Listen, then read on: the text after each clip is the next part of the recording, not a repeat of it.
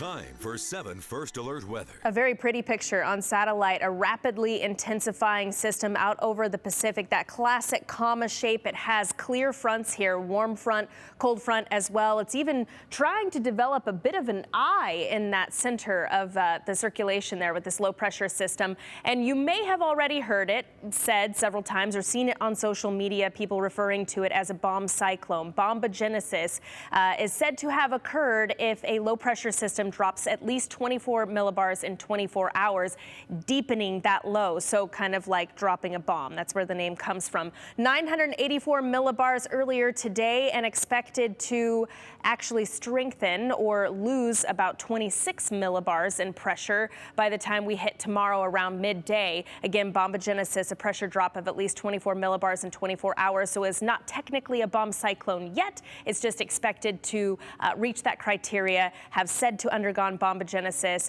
and it will have some very intense impacts with rain and wind for the coastal areas. For us, it just means a little bit of rain, a little bit of snow for some areas, and a little bit of wind as well. Our futurecast showing us that through the daylight hours tomorrow, it's mainly dry. We keep the cloud cover intact. There may be a quick little flurry in some locations, especially through eastern Oregon. We wait until the evening hours for the snow showers to start to move into the region. It's cold enough at the onset of this Wednesday evening to see a little bit of light snow to begin with. Not much in the way of accumulation expected for valley locations.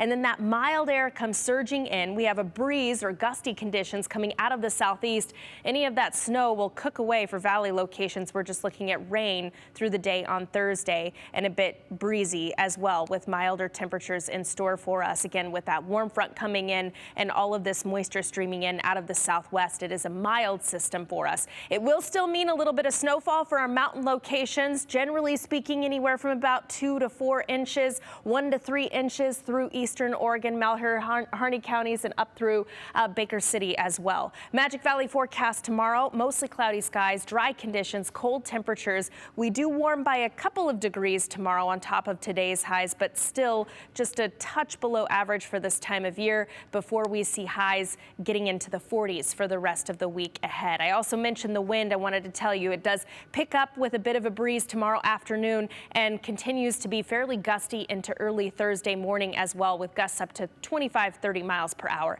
Here's a look at the 7-day forecast, remaining to see this active pattern to continue into the weekend, into next week, Doug, and possibly even into the second and third week of January. But an active pattern, of course, means nothing stays stagnant, so no inversion. You know, I'd heard of bomb cyclone before, but bombogenesis, learned a new Fun to say. term from you today. Thank you.